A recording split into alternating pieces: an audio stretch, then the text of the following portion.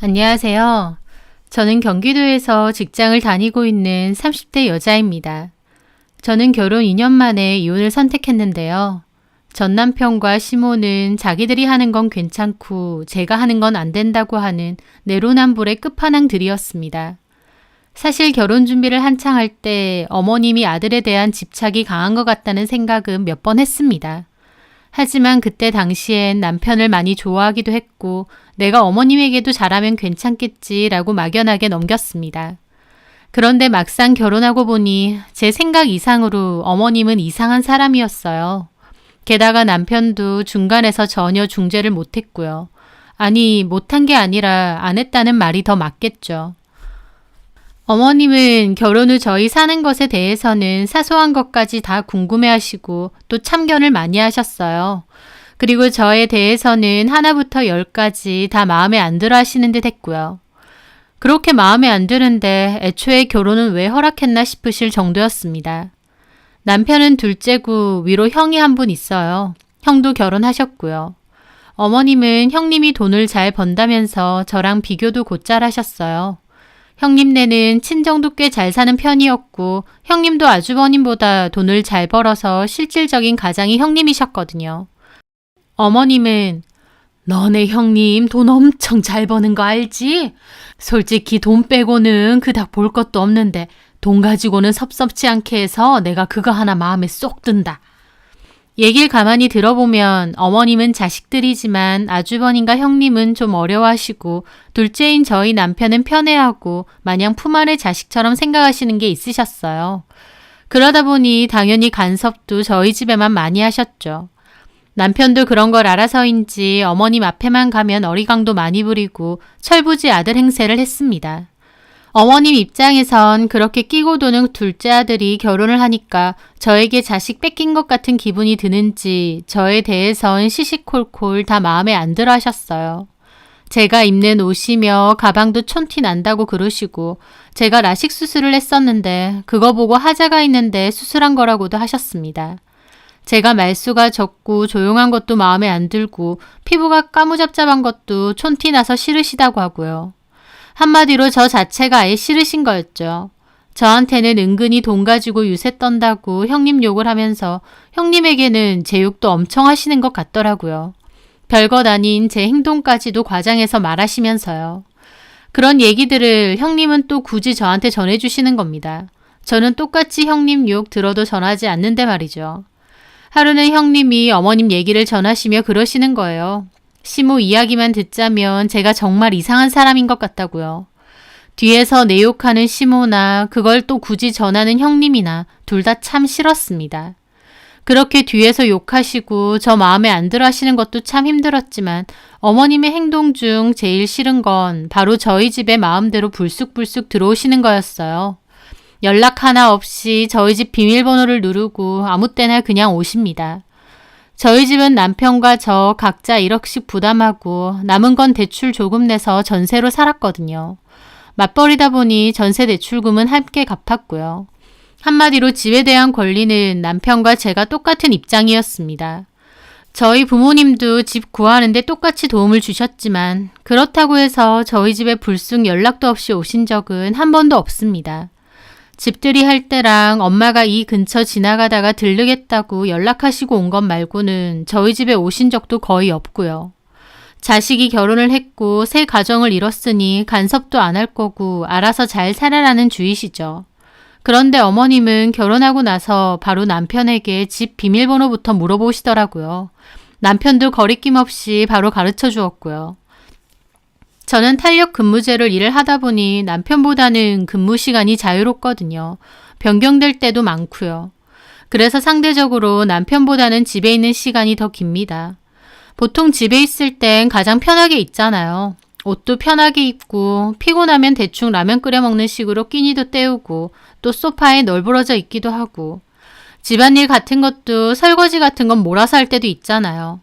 그런데 아무 때나 불쑥불쑥 오시는 어머님 때문에 내 집에서조차 편하게 못 있겠는 겁니다. 게다가 오시면 얼마나 잔소리도 많이 하시는지 몰라요. 설거지는 왜 바로바로 안 하고 쌓아두었느냐. 또 라면을 끓여 먹었느냐. 설마 우리 아들한테도 이런 라면 나부랭이나 끓여주는 거냐 하시고 냉장고 열어서 뒤지고 청소되어 있는지 서랍 같은 데 손으로 쓸어보시고 그렇게 한번 오시면 온갖 참견 다 하시고 기어코 남편 올 때까지 기다렸다가 얼굴 보고 가십니다. 남편이 돌아올 때까지 어머님과 둘이 있어야 되는 저는 완전 가시방석이고요. 한 번은 그런 적도 있어요. 퇴근을 하고 좀 일찍 왔는데 전날 회식한다고 과음을 해서인지 컨디션이 안 좋았거든요.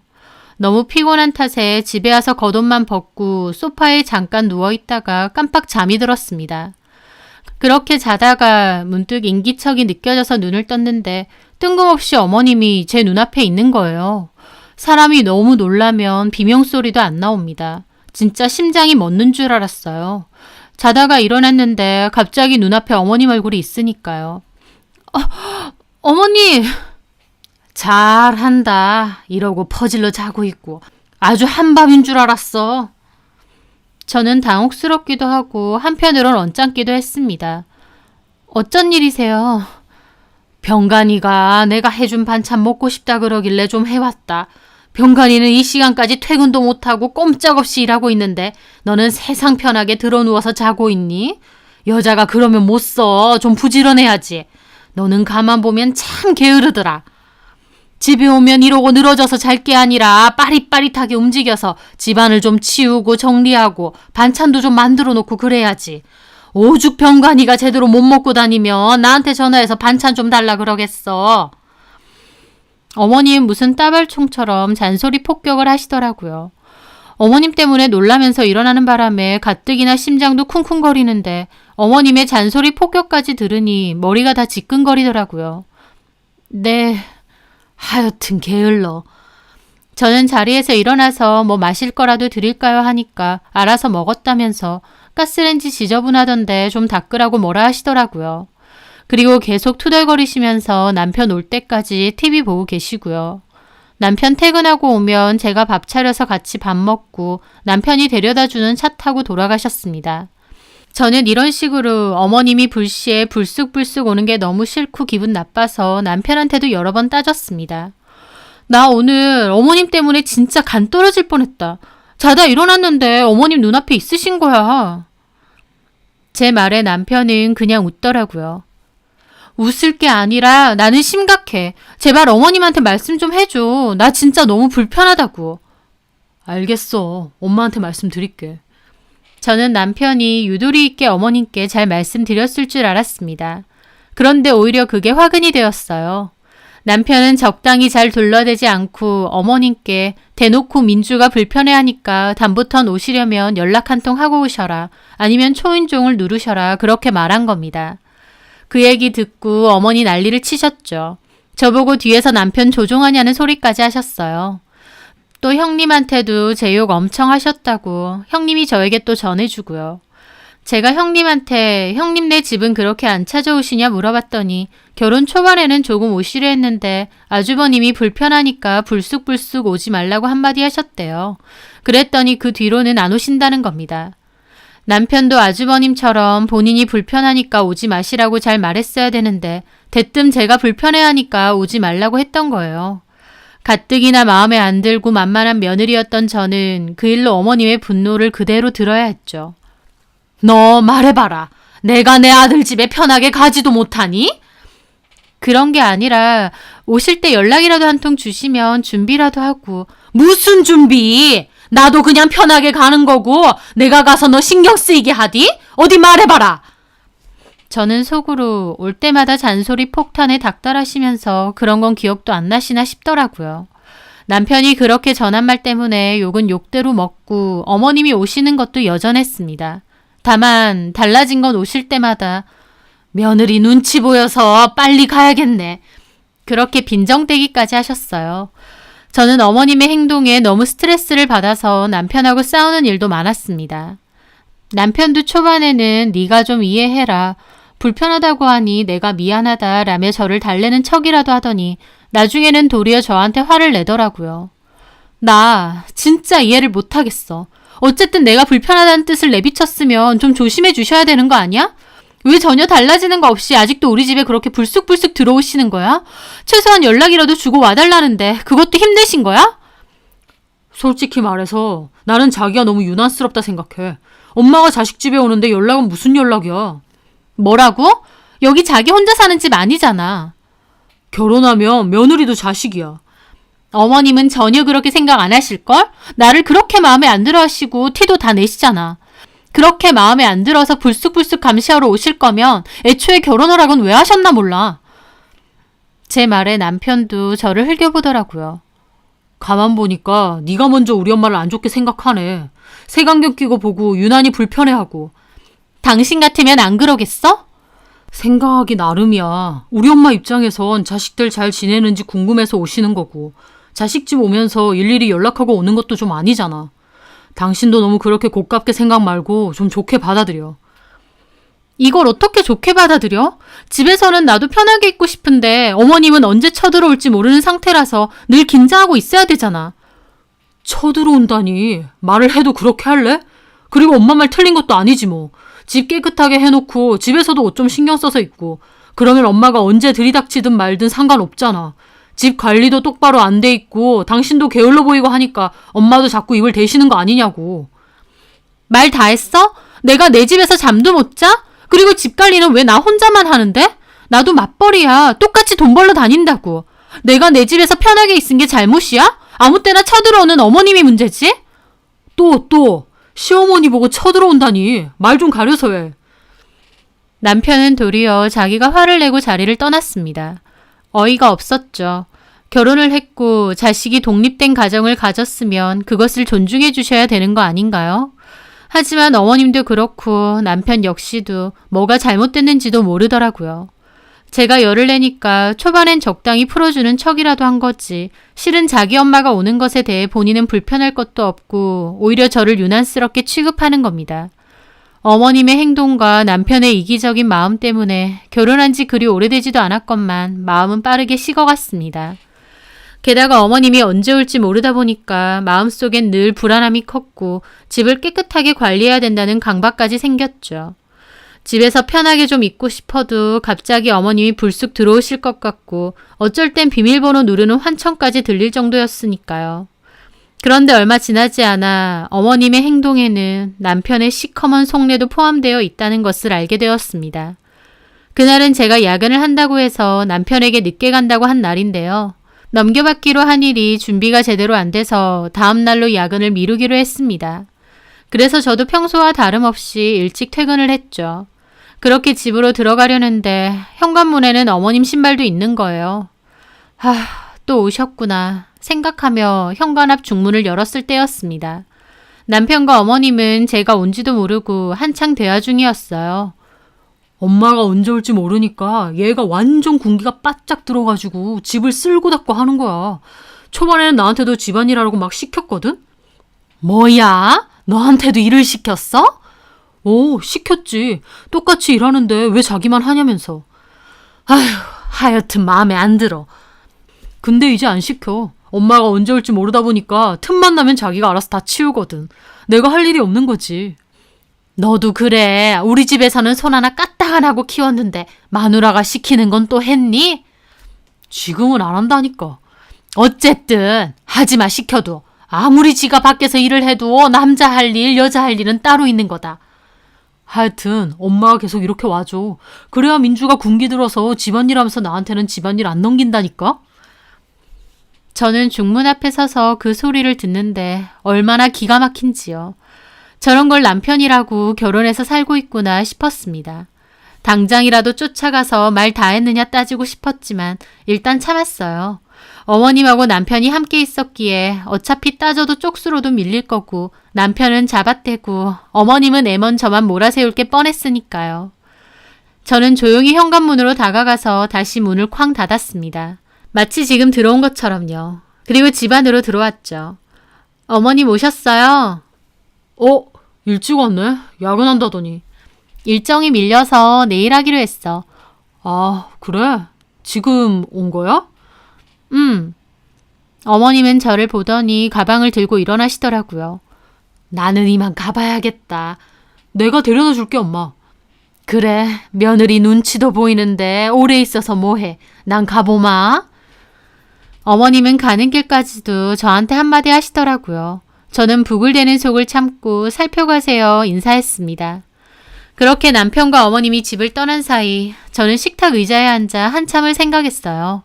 어머님이 아무리 힘들게 해도 남편만 굳건히 제 편이면 참을 수 있거든요. 어차피 남편만 보고 결혼한 거니까요. 하지만 좀 전에 남편 대화를 듣는데 있는 정 없는 정 다 떨어지는 겁니다. 불쑥불쑥 쳐들어오는 자기 엄마 때문에 내가 노이로제까지 걸리면서 얼마나 힘들어하는지 뻔히 알면서 덕분에 제가 집안일 남편 안 시키고 열심히 한다고 낄낄대고 있다뇨. 갑자기 저런 사람을 믿고 어떻게 남은 인생을 같이 살지 싶더라고요. 정말 이혼까지 생각할 정도로 남편에 대해 정이 순식간에 다 떨어져 나갔다고나 할까요? 마음이 차갑게 식더군요. 저는 진지하게 갈라서야 되는 게 아닌가 생각했습니다. 하지만 갈라설 때 서더라도 내가 느꼈던 이 불편함을 남편도 조금이나마 똑같이 느끼게 해주고 싶더라고요. 저는 그 후로도 남편에게는 일절 내색을 안 했습니다. 그리고 친정 부모님께 이 사실을 다 말씀드렸어요. 그전에는 시어머니의 행동에 대해 부모님께 따로 말씀드린 적이 없다 보니 저희 부모님도 적잖이 놀라시더라고요. 저희 아빠는 아무리 자식이라고 해도 결혼을 했고 가정이 있는데 그렇게 아무 때나 찾아가는 게 말이 되느냐고 화내셨고요. 저희 남편이 방관자로 있는 것에도 엄청 기분 나빠하셨습니다. 저는 이 일로 이혼까지 진지하게 생각할 정도로 스트레스를 많이 받는다고 말씀드렸어요. 내가 사부인을 따로 만나서 말씀을 좀 드려볼까? 엄마가 그러시길래 저는 괜찮다고 했습니다.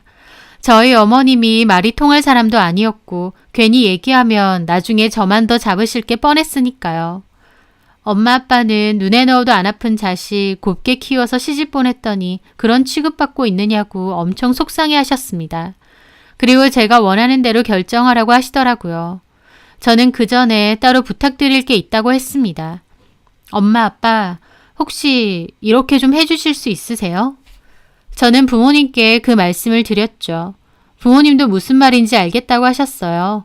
그리고 시간이 흘러 주말이 되었습니다. 남편은 주말이 되면 11시까지도 잠을 잡니다. 저도 굳이 깨우지 않고요. 그리고 그날도 늘어지게 잠을 잔 남편이 방문을 열고 거실로 나왔을 때였어요. 남편은 화들짝 놀라서 그대로 정지화면이 되더라고요. 왜냐고요? 저희 집 거실에는 저희 부모님이 계셨거든요. 이제 일어났나? 장모님, 장인어른 어쩐 일로? 지금 시간이 몇 시인데 이 시간에 일어나? 아주 자네 기다리다가 눈알이 빠질 뻔했네. 아, 주말이라서요. 근데 어쩐 일로 오신 거세요? 엄마 아빠 이 근처에 볼 일 있어서 오셨다가 집에 놀러 오신 거야. 아, 연락이라도 주고 오시죠. 아니, 내가 우리 딸 집에 놀러 오는데 연락을 하고 와야 돼? 안 하고 와도 되지. 언제든지 편하게 오세요. 남편은 어안이 벙벙한 채로 서 있더라고요. 아, 계속 그렇게 서 있을 거야? 씻던지. 아, 예. 남편은 부랴부랴 화장실로 가더라고요. 그리고 대충 씻고는 옷을 갈아입고 왔습니다. 저희 부모님 가실 생각 없이 점심 식사도 하시고 거실에서 TV 보시고 그렇게 있으셨어요. 남편도 불편하게 있고요. 그러더니 저한테 슬쩍 와서 묻더라고요. 저기 언제 가셔? 우리 엄마 아빠? 저는 그 말에 크게 물었습니다. 엄마 아빠 이희가 언제 가실 거냐고 물어보는데? 제 말에 남편 화들짝 놀라면서 제 팔을 당기더라고요. 크게 말하면 어떡해. 왜 이서방? 우리가 있으니 불편한가? 아닙니다. 놀다가 저녁까지 먹고 갈 건데. 아, 예. 편하게 있다 가세요. 저도 코웃음 치고 자리를 떠났습니다. 그렇게 저녁까지 드시고 부모님이 가셨고 가시자마자 남편은 한숨을 쉬며 저한테 따지더라고요. 아니, 미리 말이라도 해주던가. 이러는 법이 어딨어? 뭐가? 자다 일어났는데 갑자기 장모님 장인어른 계시잖아. 내가 얼마나 황당했겠어. 근처에 볼일 보러 왔다가 들르셨다잖아. 그럼 연락이라도 주시던가. 자식 집에 오는데 무슨 연락이야. 제 말에 남편 미간을 찌푸리더라고요. 잠깐만. 너 혹시 일부러 이런 거야? 뭐가? 우리 엄마 오는 것 때문에 일부러 장모님 장인어른 오라고 하신 거냐고. 그래서 제가 웃으면서 그랬습니다. 맞아. 자기 말이 맞는 것 같아. 생각해보니까 자식 집인데 부모님이 굳이 연락하면서 오실 필요 없잖아. 우리 부모님도 그동안은 우리 불편해할까봐 오고 싶어도 안 오신다고 했거든. 근데 내가 이제 상관없다고 언제든지 오라고 말씀드렸어. 유치하게 이럴 거야? 뭐가 유치해? 똑같이 한다 이거냐고. 똑같이 하면 뭐, 그게 나쁜 거야? 자연스러운 거라며. 됐다. 말을 말자. 남편은 그렇게 방으로 확 들어가더라고요. 지도 저렇게 불편해할 것을 왜 저한테만 강요하나요? 저는 아직 멀었다 이렇게 생각했습니다. 왜냐면 다음날 저희 부모님 또 오셨거든요. 남편 팬티 차림으로 방에 앉아서 게임하다가 저희 부모님이 갑자기 들이닥쳐서 방문 여니까 놀라서 자빠지더라고요. 우리 왔네. 장인어른, 집에서 그러고 있어? 장모도 왔는데 얼른 바지 입게. 남편은 잠시 후에 엉거주춤 바지 입으면서 나오더라고요. 입은 대빨 나와서요. 그리고 저를 슬며시 째려보는데 저 못 본 척 했습니다. 저희 엄마 남편 보더니 그러시더군요. 안경 렌즈 좀 닦지. 앞이 보이나? 괜찮습니다. 자네도 좀 그렇다. 요즘 라식 수술 이런 거 잘 돼 있더만. 결혼 전에 그런 건 좀 고치고 오지. 장가 오기 전에 AS에서 오는 건 기본 아니야. 엄마의 말에 남편 표정이 떨떠름하더라고요. 그리고 저희 아빠도 그러셨죠. 다음 달에 내 생일인데 너희는 선물 뭐 해줄 거냐? 뭐 받고 싶으신데요? 너네 알아서 하는데 참고로 너네 형부는 시계 사준다고 했다. 비싼 걸로. 뭔 줄 알지? 와, 진짜요? 형부 멋지시네. 이서방.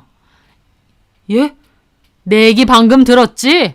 물론 우리 첫째 사이가 돈을 잘 보고 화통하고 남자다운 면이 있지. 남편 그 말의 표정 정말 안 좋더라고요. 저는 줄기차게 당했던 비교질 당해보니 어떠냐 싶었습니다. 그날도 저희 부모님 저녁까지 드시고 갔습니다. 이번에도 부모님 가시자마자 저한테 쌩 난리를 치더라고요. 진짜 이렇게 할 거야? 뭐가? 엄마 아빠가 딸 집 오는데 문제 있어? 진짜 너 이런 사람인지 몰랐다. 뭐 어때서 그래? 아니면 다음엔 어머님도 불러. 다 같이 있으면 재밌겠네. 남편 말도 안 하고 저 노려보더라고요. 참고로 우리 집 카드키 엄마한테 드렸어. 편하게 오시라고. 뭐라고? 당신 것도 어머님 드려. 비밀번호 매번 누르는 것보다 그게 낫잖아. 남편 저 살벌하게 노려보더니 더 이상 아무 말도 안 했습니다. 한동안은 서로 냉전 상태로 지냈어요. 그렇게 며칠 뒤 퇴근하고 집에 왔는데 어머님 신발이 있는 거예요. 또 어머님이 집에 오신 거였죠. 저 일부러 웃으면서 들어갔습니다. 오셨어요, 어머니? 그래, 병관이랑도 통화했다. 오늘 일찍 들어온다더라. 옷 갈아입고 나와서 밥 준비해. 네. 저는 그리고 방에 들어가서 엄마에게 전화드렸습니다. 엄마도 알겠다고 하시더라고요. 그렇게 거실로 다시 나와서 쌀을 안 쳤어요. 그렇게 있는데 얼마 안 돼서 남편이 들어왔습니다. 남편은 자기 엄마가 와 있는 걸 보고 괜히 제 눈치를 한번 보더라고요. 엄마 오셨어요? 얼른 씻고 밥 먹자. 그리고 잠시 후 카드키 해제 소리가 들리면서 저희 부모님도 들어오셨습니다. 어머님 편하게 소파에 앉아 있으시다가 저희 부모님을 보고 눈이 동그래지시더라고요. 아니, 사부인, 사돈까지 여기 어쩐 일로. 어머, 계셨네요. 고기 좀 사왔어요. 딸이랑 사이랑 좀 먹을까 하고 같이 드시면 되겠네요. 예? 남편도 어머님 눈치만 보더라고요. 어머님은 제 옆으로 오셨어요. 혼자 밥 준비하고 있었니? 퇴근하고 와서 피곤할 텐데. 괜찮아요. 맨날 하는 건데 뭐. 그렇게 엄마도 주방으로 들어오시고 아빠도 자연스럽게 소파에 앉으셨습니다. 어머님만 기막힌 표정이고요. 아니, 들은 게 없는데. 얘 민주야, 너희 부모님 오늘 오시기로 했니? 아니요. 그냥 오신 건데요. 뭐라고? 아니, 연락도 없이 그냥 불 쓰고 오신다고? 그 말에 저 코웃음 나올 뻔했습니다. 본인은 여태까지 그렇게 불쑥불쑥 와놓고 저희 부모님 오신 걸로는 세상 기막힌 표정을 짓고 계신 거예요. 자식 집 오는데 무슨 연락입니까, 사부인? 그러는 사부인은 연락하고 오셨어요? 아니, 그거는 아닌데. 자네 뭐 하나? 이리 와서 좀 거들어. 상추도 좀 씻고. 남편 그 말에 표정 안 좋아서 오고 어머님도 막 어처구니 없어 하시더라고요. 예, 내가 할게. 상추 이리 줘. 그러시겠어요? 그런 자네는 후라이팬 좀 올려줘. 불 켜고. 저희 엄마 말에 어머님 화를 내시더군요. 아니, 사부인 지금 뭐 하시는 겁니까? 뭐가요? 퇴근하고 와서 피곤한 애한테 무슨 일을 시키세요? 제가 한다니까요. 저희 딸도 퇴근하고 왔거든요. 후라이팬 올리는 게 뭐 일식이나 됩니까? 그렇게 어머님과 저희 엄마의 눈에서 불꽃이 튀더라고요. 혹시 일부러 이러시는 거예요? 뭐가요? 제가 이 집 오는 것 때문에 민주가 사돈댁에 무슨 말했습니까? 그래서 일부러 찾아오시는 거냐고요. 사부인께서 아들네 집 오고 싶어서 오시는 거랑 제가 딸네 집 오고 싶어서 오는 거랑 뭐가 다릅니까? 어머님은 화가 잔뜩 난 표정인데 딱히 반박을 못 하시더라고요. 그리고 갑자기 저를 쳐다보며 따지시는 겁니다. 민주 너 대단하다. 그래서 일부러 엄마 아빠 오시라고 한 거니? 우리 아들도 똑같이 불편한 거 느껴보라고? 불편한 건 잘 알고 계셨나 보네요. 사부인, 지금 싸우자는 겁니까? 본인이 아들 집 오는 건 괜찮고 저희가 딸 집 오는 건 불편한 거예요? 그런 법이 어디 있습니까? 아무리 시대가 변해도 내가 제 시어머니예요. 근데 시어머니가 좀 왁기로서니 똑같이 당해보라고 자기 부모님 내세우는 며느리가 어디 있습니까? 본인이 말하시면서도 앞뒤가 안 맞단 생각 안 드세요? 어머님과 엄마는 금방이라도 싸울 듯 하셨어요. 아휴, 엄마 그만하세요. 아니 진짜 웃기는 집구석이네. 시어머니가 집에 좀 왁기로서니 그거 그대로 자기 부모한테 일러 바치는 민주죄나 그런다고 보란듯이 이렇게 오는 사돈댁이나. 웃기는 집구석요? 본인 얘기하세요? 아들을 결혼시켰으면 독립된 가족으로 인정을 해주셨어야죠. 그게 기본 아닙니까?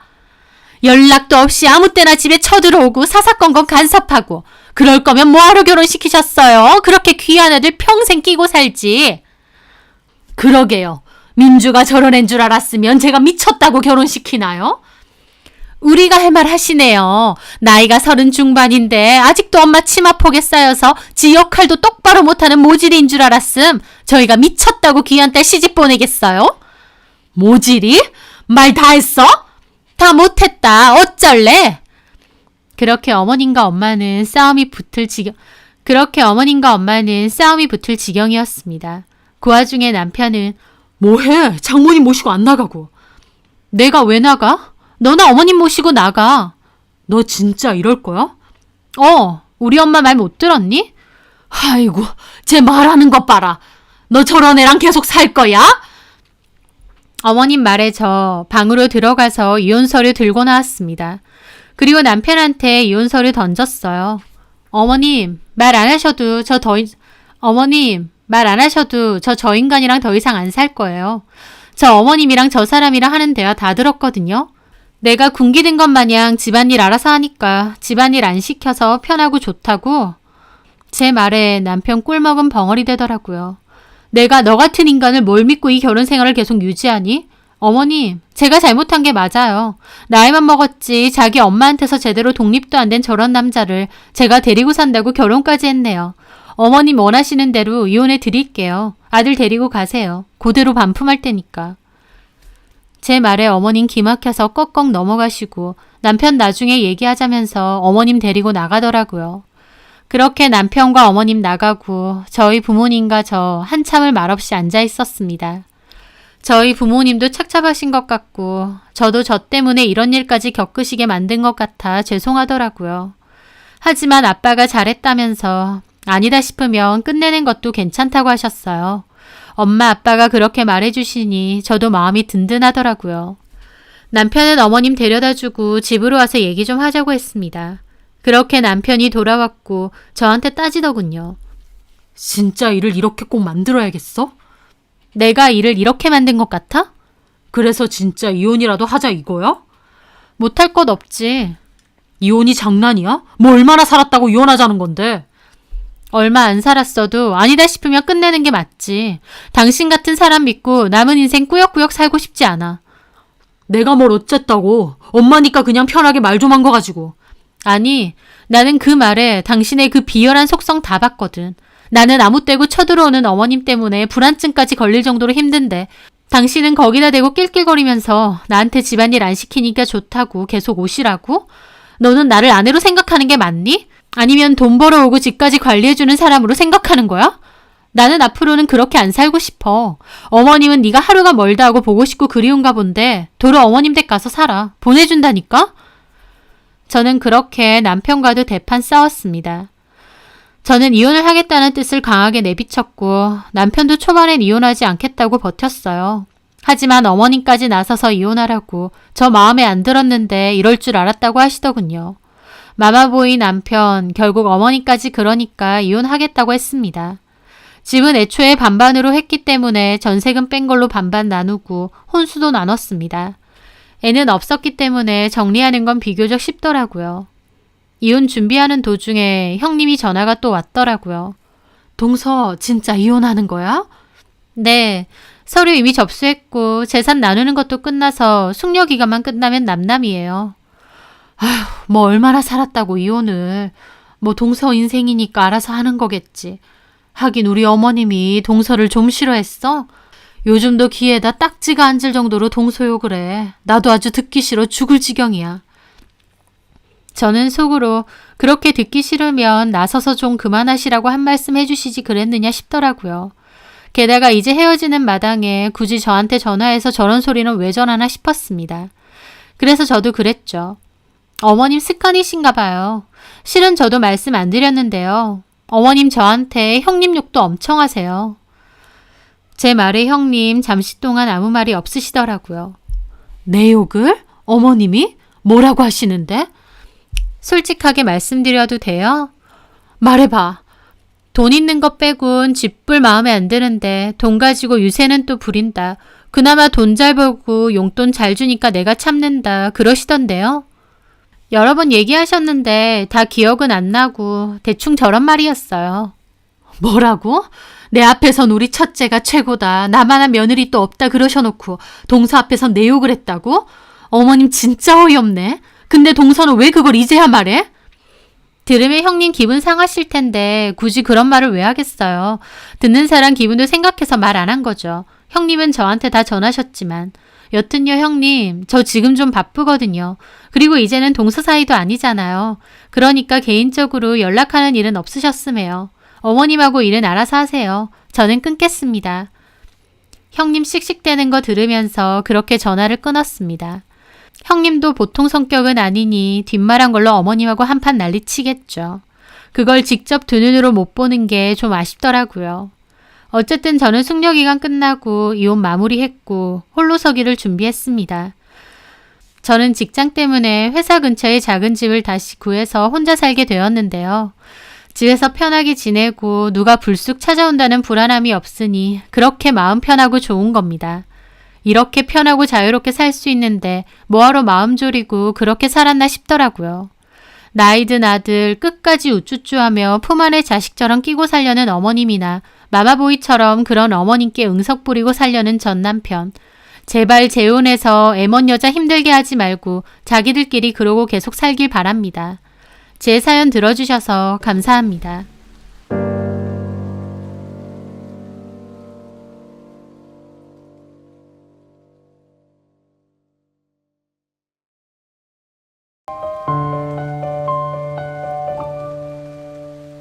안녕하세요.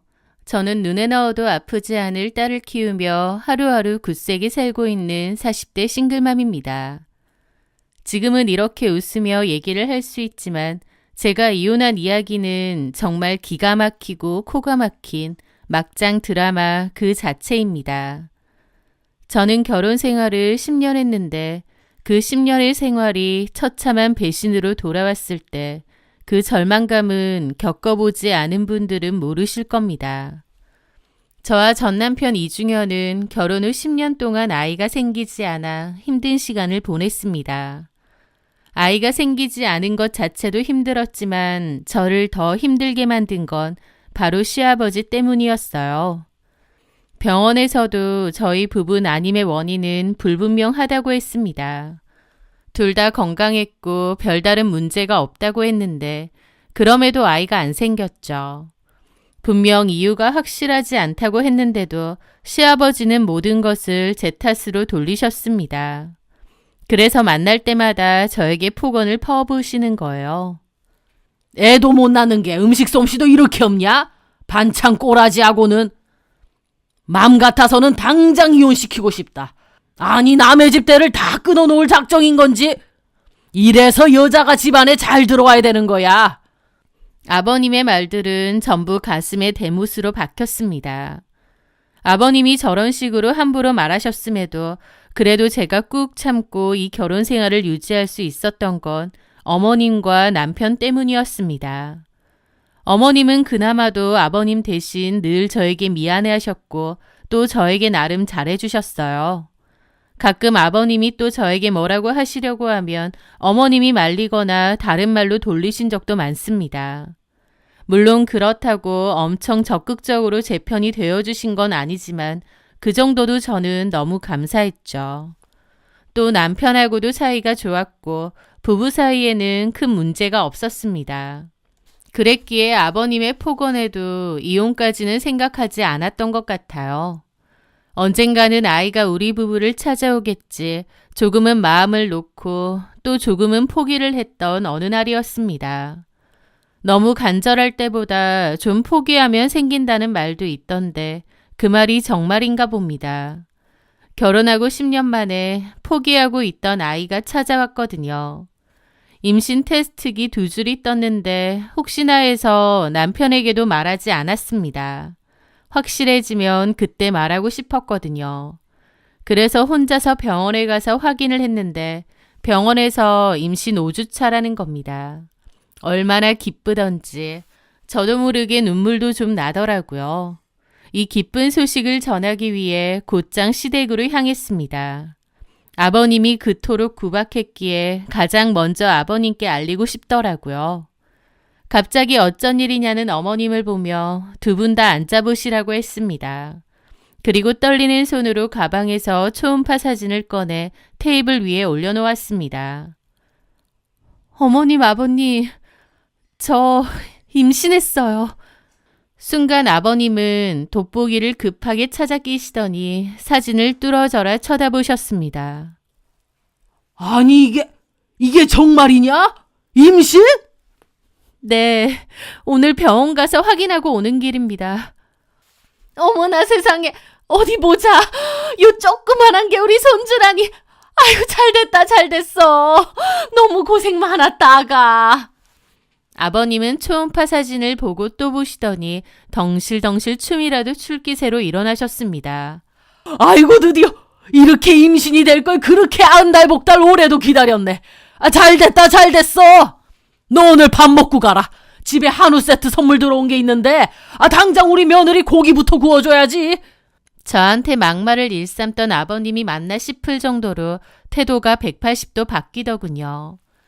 그 뒤로 아버님은 차가운 데 앉지 마라, 담요 덮어라, 잘 챙겨 먹어라 등등 저를 막 챙겨주시는데 좀 울컥하더라고요. 아버님한테 그동안 받았던 서러움이 눈 녹듯 사라지는 것 같았고 때마침 저에게 찾아와준 아이에게도 너무나 고마웠죠. 그날 저녁 남편에게도 임신 소식을 전했는데 남편은 갑자기 임신 소식을 듣자마자 펑펑 눈물을 쏟는 겁니다. 그 모습에 저도 너무 당황했죠. 기뻐할 줄은 알았지만 눈물을 다 쏟다뇨. 남편도 이렇게까지 아이를 기다렸다고 싶어서 저도 눈물이 핑 돌았습니다. 왜냐면 사실 남편은 언젠가부터 그냥 포기하자고 우리끼리 잘 살자고 했었어요. 더 이상 임신 시도를 하지 말자면서요. 남편보다는 제가 더 아이를 갖고 싶었습니다. 저는 원래도 아이를 좋아하고 이왕이면 많이 낳고 싶었거든요. 그런데 하나도 안 생기니 더 안달복달 했던 거죠. 그런데 남편은 임신 사실을 알고 펑펑 우는 겁니다. 그 우는 모습에 저도 남편을 꼭 안고 같이 울었습니다. 그렇게 좋은 거야? 너무 좋아서 우는 거지, 당연히. 으이그, 무슨 애도 아니고 이렇게 울어. 근데 나도 눈물 난다. 병원에서 임신 맞다고 하는데 나도 모르게 눈물이 나더라고. 그렇겠지. 자기가 많이 기다렸잖아. 참 잘된 일이네. 그렇게 저희 부부는 한참이나 기쁨의 눈물을 흘렸습니다. 그동안 마음고생한 게 스쳐 지나갔죠. 저는 그토록 간절했던 저를 찾아와준 우리 복덩이 아이가 너무 고마웠습니다.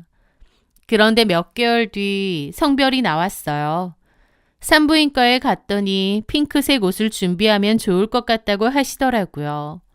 저는 아들이든 딸이든 다 너무 좋았기에 만족했습니다. 그런데 시아버지는 딸이라는 사실을 알자마자 바로 태도가 또 돌변했어요. 잘못 듣기라도 한 양 미간을 확 찌푸리시더라고요. 뭐? 딸이라고? 아니, 왜 딸이야? 제가 성별을 정하는 것도 아닌데 저한테 막 따지시는 거예요. 10년을 기다렸는데 고작 계집애? 에잉, 재수가 없으려니. 저는 그 말에 너무 놀랐습니다. 아버님, 무슨 말씀을 그렇게 하세요? 나는 네가 아들 임신한 줄 알고 기뻐한 거다. 딸이라니. 너는 임신을 해도 꼭 딸을 임신하고 난리야. 아버님, 제가 성별을 정하는 것도 아니잖아요. 그리고 저는 딸도 좋아요. 제 말에 아버님은 저를 매섭게 노려보시더라고요. 어머님도 그만하라고 아버님을 말렸습니다. 그날부터 또다시 아버님의 막말이 시작되었어요.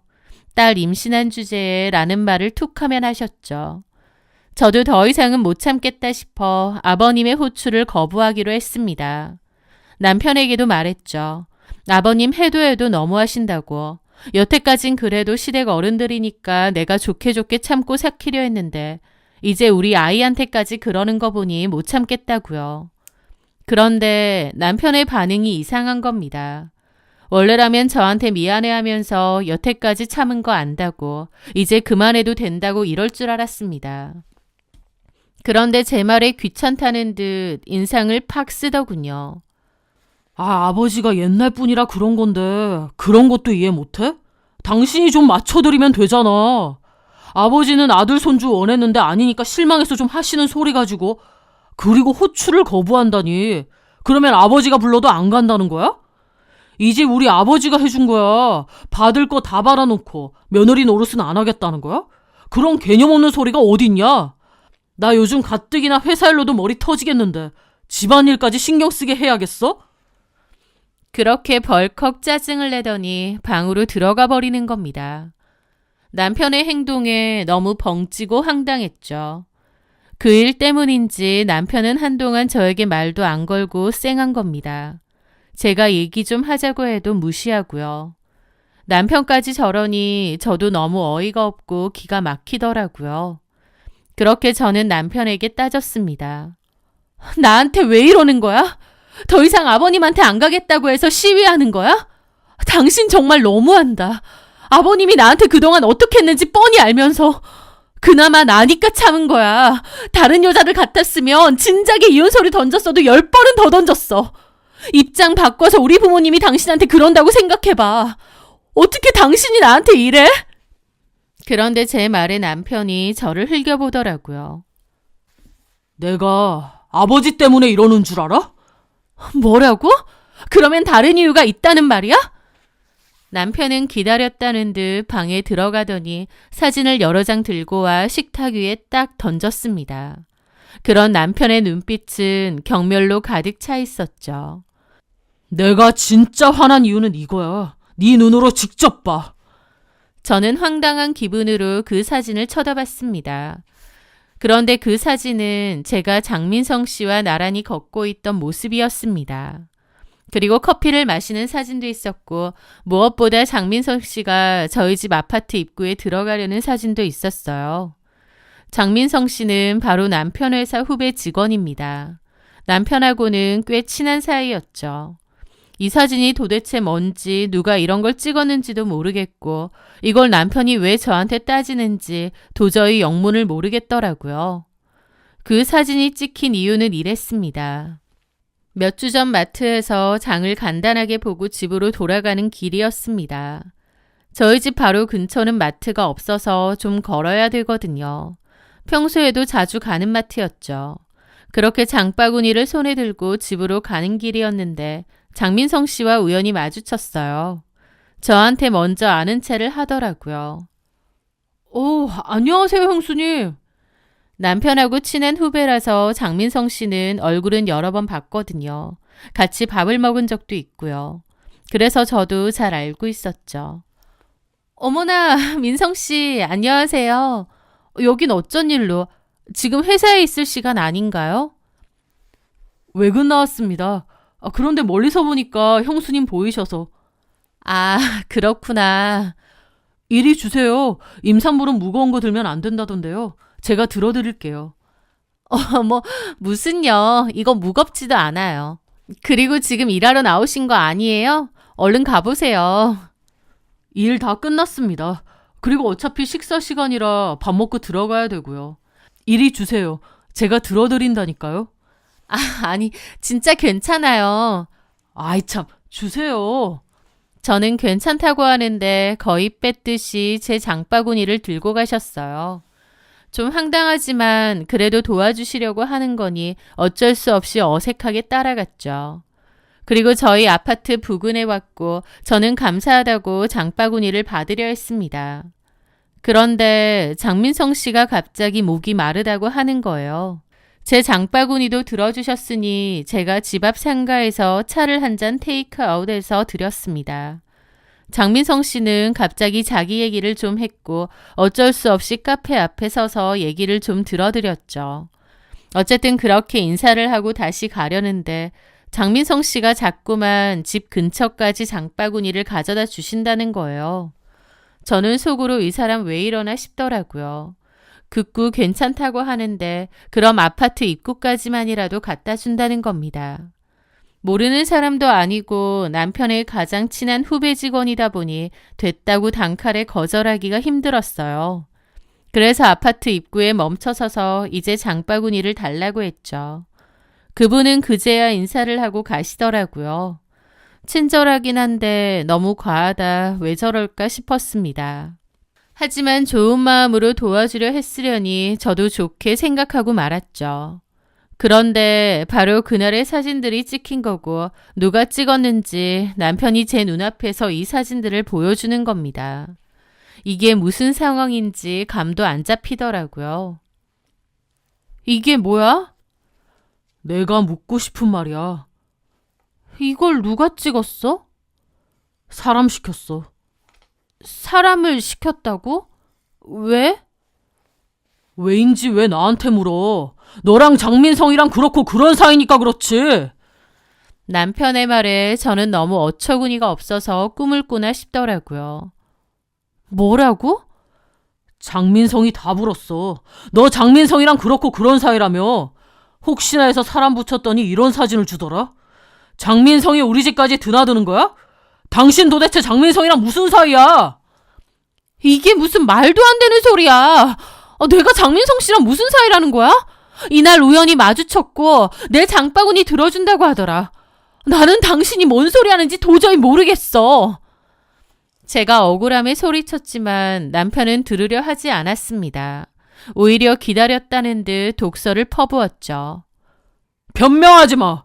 어쩐지 10년 동안 안 생기던 애가 갑자기 생겼다더니 혹시 장민성에 임신한 거 아니야? 뭐라고? 기가 막혔습니다. 이게 무슨 말도 안 되는 소린가 했죠. 장민성은 남편 회사 후배일 뿐이고 그날 정말 우연히 만난 것 뿐이었어요. 그런데 남편은 말도 안 되는 오해를 하면서 저를 몰아세우는 겁니다. 저는 손을 떨며 말했죠. 장민성 씨한테 당장 전화해. 지금 당장. 아니면 오라고 하든지. 남편은 코웃음 치며 전화를 걸더라고요. 스피커폰으로요. 예, 형님. 야, 너 똑바로 말해. 너 내 마누라랑 그렇고 그런 사이 맞지? 네가 실토했잖아. 실토를 했다니? 이게 뭔 소린가 싶더라고요. 그런데 장민성 씨가 말하는 게 더 어이가 없었습니다. 예, 제가 말씀드렸지만 죄송합니다. 저 형수님이랑 그런 사이 맞고요. 제가 다 책임지고 회사도 그만두겠습니다. 저는 입이 떡 벌어졌습니다. 장민성 씨, 지금 무슨 소리 하시는 거예요? 장민성 씨가 저랑 무슨... 형수님, 미안해요. 내가 다 얘기했어요. 뭘 얘기해요? 우리가 뭔 사이인데요? 우리 며칠 전 우연히 길거리에서 본 게 다잖아요. 미안해요. 용서해줘요, 날. 제가 꿈을 꾸나 싶더라고요. 남편은 신경질적으로 핸드폰을 끄더니 방으로 들어가 짐을 쌌습니다. 저는 남편을 붙잡았죠. 이건 말도 안 된다고. 나는 장민성 씨와 아무 사이도 아니라고요. 하지만 남편은 제 만류에도 불구하고 저를 확 뿌리치더니 짐을 싸서 나가버렸습니다. 남편이 집을 나가고 저는 넋이 나갔어요. 저는 장민성 씨와 아무 사이도 아닌데 이게 어떻게 된 일인지 영문을 모르겠더라고요. 며칠 동안 저는 거의 넋이 나가 있었습니다. 남편은 제 전화도 받지 않았죠. 회사에 전화해서 장민성 씨 연락처 알려달랬는데 퇴사를 했다고 하면서 개인 연락처라 못 알려준다는 겁니다. 미치고 팔짝 뛰겠더라고요. 그런데 집으로 누군가 찾아왔습니다. 남편인가 했는데 시아버지더라고요. 시아버지는 들어오자마자 얼굴이 시뻘개져서 삿대질을 했죠. 너 바람 펴서 애 가진 거라며? 네? 이 더러운 년! 이 집 내 아들 집인데 나가려면 네가 나가야지. 왜 내 아들을 쫓아내? 당장 꺼져. 아버님, 이건 말도 안 돼요. 저 그런 짓 한 적 없습니다. 하늘에 맹세코 그런 적 없습니다. 당장 안 꺼져? 쫓아내줄까? 하면서 고함을 치는 겁니다. 아버님이 너무 무섭게 화를 내고 고함을 질렀고 자칫 잘못하다가는 뱃속에 아이까지 위험하겠다 싶더라고요. 그래서 저는 도망치듯 짐을 싸서 나왔습니다. 거기에 계속 있다가 아버님이 뭔 짓을 할지 모르겠더라고요. 저는 그렇게 친정을 가게 되었고 부모님께 모든 사실을 얘기했습니다. 부모님도 기막혀 하시더라고요. 그러면서 그 장민성이라는 남자와 내가 아무 관계도 아닌데 어떻게 이럴 수가 있느냐며 이게 말이 되냐고 하셨죠. 저야말로 한장할 노릇이었습니다. 저는 일단 장민성을 찾아야겠더라고요. 그렇게 부모님의 도움을 받아 장민성의 뒤를 캐보았습니다. 저는 임신한 배로 부모님과 장민성을 열심히 찾아다녔어요. 너무 억울했죠. 그 와중에 남편은 저에게 이혼 소장을 보냈고 정을 생각해서 상간소송은 안 하겠답니다. 다만 재산에는 손댈 생각도 말고 조용히 이혼하고 나가랍니다.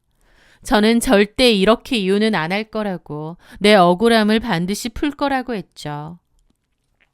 그렇게 저희 부모님은 수소문 끝에 심부름센터를 알아냈고 장민성 씨에 대해서 알아내달라는 의뢰를 하게 되었죠. 그 와중에 남편과 시아버지는 이혼을 하라고 닥달을 하고 뱃속의 아이는 점차 커져가고 하루하루 피가 마르고 너무 힘들더라고요. 스트레스가 너무 심해 아이가 잘못되는 건 아닐까 싶을 정도로요. 그런데 의뢰를 하고 일주일 정도 지났을 때 드디어 장민성을 찾아냈다고 했습니다. 저는 부모님과 장민성을 잡으러 갔죠. 장민성이 있던 곳은 놀랍게도 사설 오락실이었습니다. 완전 폐인이 된 꼴로 오락실에서 죽치고 있는 걸 찾아냈죠. 장민성을 저를 보고 도망치려 했는데 저희 아빠가 붙잡아 왔어요. 저는 장민성에게 따졌습니다. 당신이랑 나랑 무슨 사이라고 그런 소리를 했느냐고요. 그러자 장민성이 고개를 푹 숙이며 충격적인 말을 꺼내는 겁니다. 죄송합니다. 정말 죽을 죄를 지었습니다. 사실 제가 형님한테 부탁을 받고... 장민성의 고백은 정말 충격적이었습니다. 장민성은 오랫동안 인터넷 도박이나 성인 오락실을 다니며 도박을 즐겼대요. 낮에는 회사 생활을 하면서 저녁에는 도박으로 시간을 보내는 사람이었다고 했습니다. 겉으론 워낙 싹싹하고 건실해 보여서 생각지도 못했죠. 그러다가 빚이 꽤 생겼다고 했고 사채빚까지 손을 댔대요. 그 사채업자들이 회사까지 찾아와 여러 번 난리를 쳤고 결국 이런저런 일로 회사에서도 해고를 당했다고 했습니다. 그런데 해고를 앞둔 어느 날 제 남편이 장민성에게 제안을 하나 했다는 거예요. 자기를 좀 도와주면 큰 돈을 주겠다고요. 돈에 눈이 뒤집힌 장민성은 뭐든지 하겠다고 했는데 그게 다름 아닌 저한테 누명을 씌워 이혼을 하려 했다며 제 상간남인 척 해주라고 했다는 겁니다. 알고 보니 저는 전혀 몰랐지만 남편은 이미 만난 지 2년 가까이 되는 상간녀가 있다고 했습니다. 회사 거래처 사장 딸인데 거래처에서 이사로 재직을 한다고 하더라고요. 실질적으로 일을 한다기보다 사장 딸이라서 그 직책이라고 했습니다. 일 때문에 남편하고 만나다가 눈이 맞은 모양인데 남편은 그 여자랑 새 출발을 하고 싶다고 했어요. 그 여자가 저보다 나이도 어리고 집에 돈도 많고 남편 입장에선 저보다 훨씬 나은 여자처럼 느껴졌나 보더라고요. 그래서 제가 어차피 임신도 안 되고 시아버지랑 사이도 안 좋으니 그 핑계로 적당히 이혼을 하려 했답니다. 그런데 그 와중에 예상치 못하게 제가 임신을 했던 거죠. 남편은 친한 후배인 장민성에게 이런 얘기도 다 털어놨다는데 난임으로 적당한 핑계를 대서 저랑 이혼을 하려 했는데 제가 갑자기 임신을 했다고 하니 너무 기가 막혀 눈물까지 났답니다. 그러니까 제 임신 사실에 남편이 펑펑 울었던 이유가 너무 기뻐서가 아니라 자기가 새 출발해야 되는데 일이 꼬였기 때문에 기가 막혀서 운 거였어요. 저는 그것도 모르고 남편이 울 때 저도 덩달아 울었는데 와, 장민성에게 그 얘기를 전해 듣는데 이가 바득바득 갈리더라고요. 남편은 장민성에게 돈을 주며 상간남인 척 해달라고 했답니다. 사진을 몰래 찍을 테니 저한테 접근해서 적당히 가까이 있는 사진을 찍겠다고 한 거죠. 거짓말로 상간관계인 척 말도 꾸며내고요. 그렇게 저를 부정행위를 한 유책 배우자로 몰아 위자료 한 푼 안 주고 재산 분할도 없이 이혼하려는 속셈이었다고 했습니다. 정작 바람을 핀 건 남편이지만요. 그렇게 하고 장민성은 회사를 그만뒀고 남편에게 일정의 돈을 받았답니다. 그런데 남편이 약속했던 돈을 다 안 주고 반만 줬다는 거예요. 그리고 연락 끊고요. 그래서 장민성도 좀 악에 받쳐 있었는데 마침 제가 찾아오니 다 불어버린 거죠. 장민성은 저에게 정말 미안하다며 돈 때문에 어쩔 수 없었다고 하는데 바람핀 주제에 오히려 저한테 덮어 씌우고 이혼하려 한 남편이나 돈만 주면 아무 일이나 다 하려고 한 장민성이나 진짜 똑같은 쓰레기들이더라고요. 저는 머리끝까지 피가 거꾸로 솟구쳤습니다. 배신감을 넘어선 사리가 느껴질 정도였죠. 저희 부모님도 경악을 금치 못하고요. 저는 장민성에게 양심 선언한 거 녹음할 거고 필요하면 법정에서 증언도 해달라고 했습니다. 장민성도 결국 알겠다고 했죠. 남편은 아무것도 모른 채 그 와중에도 계속 저에게 이혼해달라고 요구를 했습니다. 저는 남편놈에게 제가 할 수 있는 가장 확실하고 처절한 복수를 하기로 했습니다. 저는 그 후 장민성에게 남편에게서 돈을 입금받은 내역과 사주를 받은 것과 관련된 문자 내용까지 모두 확보했습니다. 자백 녹음 파일도 확보하고요. 이것은 단순한 이혼 소송이 아니라 멀쩡한 아내를 누명을 씌워 매장하려 했던 범죄를 증명할 결정적 무기였죠. 저는 변호사를 선임해 이혼 소송과 상간녀 위자료 청구 소송을 동시에 준비했습니다. 그러면서 남편에게는 아무것도 모르는 척 문자를 보냈어요. 그래, 당신 말대로 이혼해 줄게. 대신 임신 중이라 몸도 힘들고 정리할 시간이 필요하니 한 달만 기다려줘. 남편은 제가 드디어 이혼을 결심했다고 생각했는지 신이 나서 상간녀와 대놓고 만난 것 같았습니다. 저는 심부름 센터를 통해 남편이 상간녀와 만나는 증거들을 다 확보했죠. 남편놈은 그때까지 저와 이혼하고 그 상간녀와 새 출발할 수 있을 거라 기대했을 겁니다. 그 상간녀네가 집이 탄탄하다고 하니 더욱 그랬겠죠. 하지만 남편놈이 원하는 그런 일은 절대 없을 거라고 이를 갈았습니다. 드디어 약속한 한 달 뒤 저는 남편 회사 감사팀 앞으로 두툼한 서류 봉투를 보냈습니다. 발신이는 법무법인이었죠. 남편이 부하 직원에게 돈을 주고 아내를 불륜녀로 조작하려 한 증거와 그리고 거래처 이사와의 부적절한 관계를 증명하는 자료들이었습니다. 단순 불륜이 아니라 후배 직원을 매수해 이런 일을 저질렀으니 회사 입장에선 단순한 사생활 문제가 아니었을 겁니다. 남편의 회사는 뒤집어진 모양이고 사내 게시판과 블라인드 앱도 그 일로 몽땅 뒤집어진 모양이었죠. 제 남편은 와이프 내쫓으려고 후배 매수해서 자작극 벌이고 뒤로는 거래처 이사랑 바람을 피우고 있던 천하의 파렴치한 인간으로 난리가 났으니까요. 그 일로 회사가 꽤나 시끌시끌했던 것 같고 결국 징계위원회가 열리기도 전에 남편은 권고사직 형태로 쫓겨나듯 회사를 나왔다고 하더라고요. 상간녀 역시도 아버지 회사에서 이사 타이틀을 달고 있었지만 실상은 놀고 먹는 무늬만 임원이라고 했습니다. 그 집 역시도 발칵 뒤집혔다고 했어요. 그 거래처 사장님은 자기 딸이랑 제 남편이랑 만나는지 몰랐다가 모든 걸 다 알게 된 모양인데 그냥 불륜도 아니고 본처를 내쫓기 위해 이런 일까지 벌였다는 사실에 기가 막혔겠죠. 제 남편에게 전화를 걸어 다시는 내 딸 주변에 얼씬도 하지 마라 으름장을 놓았다는 얘기를 전해 들었습니다. 상간녀 역시도 남편이 그렇게 진지한 상대는 아니었던 모양이었는지 바로 남편과는 정리를 했다고 하더라고요. 저는 그간 시아버지가 저에게 했던 폭언들에 대한 증거도 있었기에 시아버지도 같이 위자료 청구 소송을 했습니다. 소송을 당한 시아버지가 펄쩍 뛰며 전화를 했기에 제가 그랬죠. 바람피고 온갖 더러운 짓, 추악한 짓 하고 다닌 건 내가 아니라 당신 아들이라고. 당신도 남의 집 엄한 딸 잡지 말고 본인 자식이나 똑바로 키우지 그랬냐고요. 저는 살면서 어른한테 저렇게 말해본 적이 없는데 시아버지한테는 너무 맺힌 게 많아서 정말 악다구니를 쓰며 다 쏟아냈던 것 같습니다. 시아버지가 전화 뒤에서도 뒷목 잡고 넘어가는 게 보일 지경이었죠. 저는 진짜 하고 싶은 말 다 쏟아붓고 다시는 전화하지 말라고 하고 끊었습니다. 그 후 남편과는 지루한 소송을 이어갔습니다. 저는 결혼 생활 10년이 되었다며 위자료랑 별개로 재산분할 반을 요구했거든요. 회사에서 잘리고 상간녀한테도 버림받은 남편은 재산은 포기 못하겠는지 갖은 수를 쓰며 버텼습니다. 하지만 지가 그런다고 법적으로도 안 되겠나요? 저는 위자료는 물론 제가 만족할 만한 재산 분할까지 받아왔습니다. 그렇게 소송을 이어가는 사이에 예쁜 딸아이를 출산했어요. 친정 부모님이 많이 도와주셔서 잘 키우고 있습니다. 그렇게 모든 이혼 관련 처리가 끝이 나고 지금은 아이와 함께 행복하게 잘 살고 있습니다.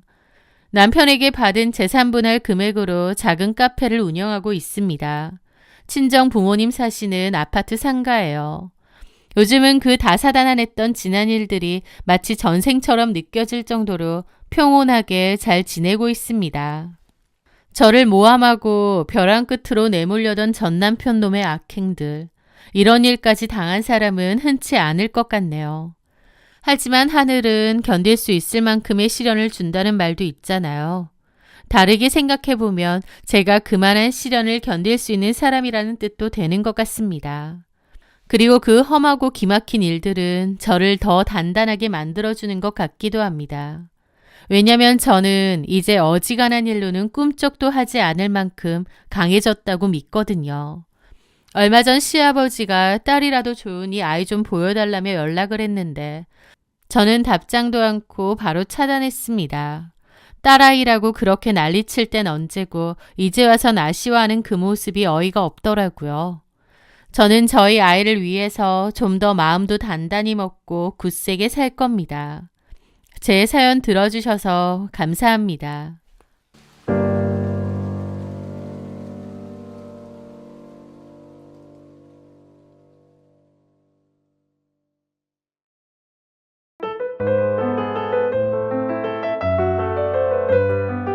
안녕하세요. 저는 삶이 주는 풍파와 축복을 동시에 받아본 사람입니다. 평탄하기만 한 삶이 어딨겠냐마는 제 인생도 그 누구 못지않게 다사다난했거든요. 찢어지게 가난한 집에서 태어난 저는 위아래로 형제들이 많았습니다. 먹고 살기도 어려웠던 탓에 중학교까지 간신히 졸업을 했지요. 그리고 도시로 상경했습니다. 중국집 주방에 취업한 저는 허드렛 일부터 열심히 일을 했고 나중에는 어깨 너머 배운 요리를 미천 삼아 요리까지 맡아 하게 되었습니다. 요리는 워낙 좋아하고 또 곧잘했던 저는 경력이 쌓이면서 좋은 조건으로 가게를 몇 번 옮겼고 그러면서 나중엔 제 식당도 열게 되었습니다. 그리고 마흔 중반쯤에 프랜차이즈 사업을 시작하게 되었습니다. 처음엔 한두 개였던 가맹점이 이제는 제법 많아져서 본사 직원도 늘어나고 회사 규모도 커지기 시작했죠. 대형 프랜차이즈는 아니지만 인근 지역에서는 나름 잘 알려진 프랜차이즈로 자리매김하고 있었습니다. 어느 정도 안정적인 매출이 나오면서부터 저나 저희 식구들도 여유로운 생활을 하게 됐어요. 하지만 그 과정이 마냥 쉽고 승승장구였던 건 아니었죠. 초반에 패기 있게 식당을 열었을 때도 입소문이 나기 전이어서 장사를 접어야 되나 고민할 정도로 잘 안 됐었고 사업도 초반에는 난항이 많았습니다. 음식 장사는 해봤어도 프랜차이즈 사업은 처음이다 보니 어려움이 정말 많았고 작은 문제나 가맹점 관리 문제로 골머리를 앓는 적도 많았고요. 하지만 저희 음식에 대해서 자신감이 있었고 시간이 걸리더라도 인정받을 수 있다는 생각이 있었기에 고집스럽게 버텼고 결국은 잘 된 것이었습니다. 문자 그대로 맨손의 시골 촌놈이었던 제가 어엿한 사업체를 운영하는 대표가 되었으니 제 스스로도 이만하면 나 열심히 살았다 뿌듯하고 제 자신이 자랑스러웠습니다. 스라에는 딸 하나와 유학을 가서 외국에서 몇 년째 생활 중인 아들 하나가 있습니다. 딸은 미술 전공 후 선배네 입시학원에서 미술을 가르치고 있어요. 자식들도 다 착하고 아내와도 사이가 좋아서 엄청난 부자는 아니지만 남부러울 건 없는 인생이라고 자부했습니다. 그러던 도중 저희 딸이 결혼을 하고 싶다며 자기 남자친구를 소개하겠다더군요. 이름은 차성훈이고 소개로 만난 건데 대기업에서 영업사원 일을 하고 있다고 했습니다.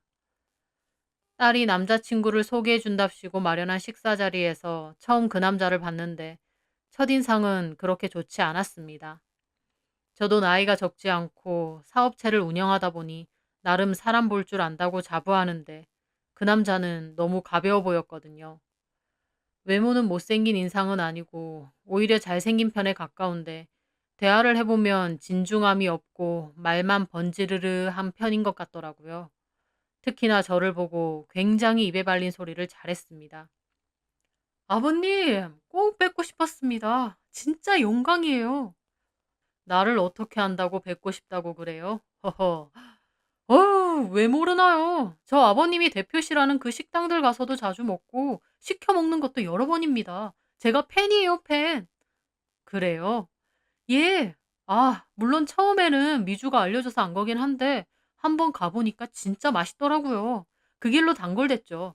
와, 그런데 아버님이 그 회사 대표라니 진짜 대단하세요. 존경합니다. 저를 언제 봤다고 엄청 친근하게 제 칭찬을 하더라고요. 친화력이 좋은 것도 있겠지만 초반에 지나치게 아부하고 유들유들 입에 발린말 하는 사람치고 괜찮은 걸 못 봤기에 사윗감으로 그렇게 마음에 든 건 아니었습니다. 저는 좀 진중하고 속 깊고 사내다운 성격을 좋아하거든요. 딸도 그런 사람을 만났으면 하고요. 하지만 딸이 워낙 좋아하는 데다 저희 아내도 꺼다 놓은 보릿자루처럼 멀뚱히 있는 것보다 활발하고 부침성 있는 것 같아서 도리어 좋다고 마음에 들어 했습니다. 제가 그렇게 좋아하는 성격은 아니지만 딸이 좋다 하면 저도 크게 반대할 생각은 없었습니다. 어차피 딸 인생이고 저도 그저 제가 좋아하는 성격이 아닐 뿐이지 그 남자 자체에 큰 결함이 있거나 문제가 있는 것은 아니니까요. 그런데 그 남자는 유독 저에게 엄청 잘 보이려고 노력하더라고요. 딸한테 전화번호를 물어봤는지 아침 저녁으로 저한테 안부 문자를 하는데 직업이 영업사원이라 더 그런가 싶기도 했습니다. 게다가 제가 술 약속이 있다면 자기가 대리운전을 띄워주겠다며 술 드시고 언제든 연락하라고 하더라고요. 저한테 인생 살아온 얘기를 듣고 싶다며 술 사주시면 안 되냐는 소리도 곧잘 했고요. 한 번은 제가 신기해서 물어봤죠. 성훈 씨는 참 사회성이 좋아. 원래 성격이 그런가? 예, 원래도 활발하고 부침성도 좋고 그렇습니다. 그런데 아버님한테는 특히나 잘 보이려고 노력하는 것도 있죠. 왜? 장인어른 될 사람이라서? 아, 그럼요. 사랑하는 미주 잘 키워주신 아버지 아니십니까? 그리고요, 또 앞서 말씀드렸지만 제가 개인적으로도 존경하기도 하고요. 거창하게 무슨 존경까지. 아유, 무슨 소리세요. 사실 처음에 미주한테 아버님 조남 듣고 제가 좀 찾아봤거든요. 지역 신문사에서 인터뷰하신 게 있더라고요. 보니까 중학교 졸업만 하시고 맨손으로 올라와서 이렇게 큰 사업체까지 일구신 거더라고요. 제가 몇 년 전에 지역 신문사에서 가벼운 인터뷰를 했거든요. 서민들의 성공담에 관한 기사였고, 저도 제안을 받아서 했던 거였습니다. 아무리 여자친구 아버지라고 해도 그런 것까지 찾아보다니 놀랍더라고요. 제가 그걸 읽는데 눈물이 다 나려고 하는 겁니다. 아버님이 정말 존경스럽고요. 뭘 해도 하실 분 같은 거예요. 그래서 제 인생의 롤모델로 삼기로 했습니다. 부담스럽게 무슨 롤모델을. 아버님만 모르세요. 아버님 정말 대단하신 분이신걸. 제가 미주랑 결혼하면 존경하는 아버님과 한 식구가 되는 거 아닙니까? 인생 선배시니까 부족한 저한테 많이 좀 가르쳐 주십시오. 사이면 아들이나 다름없지 않습니까? 입에 발린 소리를 참 잘하는데 저 기분 좋으라고 하는 소리니까 그냥 좋게 생각했습니다. 그런데 그 후에도 말뿐만 아니라 저에게 정말 잘하기도 했습니다. 그렇게 함께 술자리도 종종 가졌는데 그땐 다 좋은 말로 축혀 세워주더라고요. 저는 저보다 우리 딸한테나 잘했으면 좋겠다고 했는데 그 친구는 걱정 말라며 미주를 세상에서 제일 행복하게 만들어 주겠다고 호언장담하더라고요. 아버님, 저 여러 번 보셔서 아시겠지만 믿을 만한 놈입니다. 미주요, 정말 행복해서 눈물 쏟게끔 만들 자신 있습니다.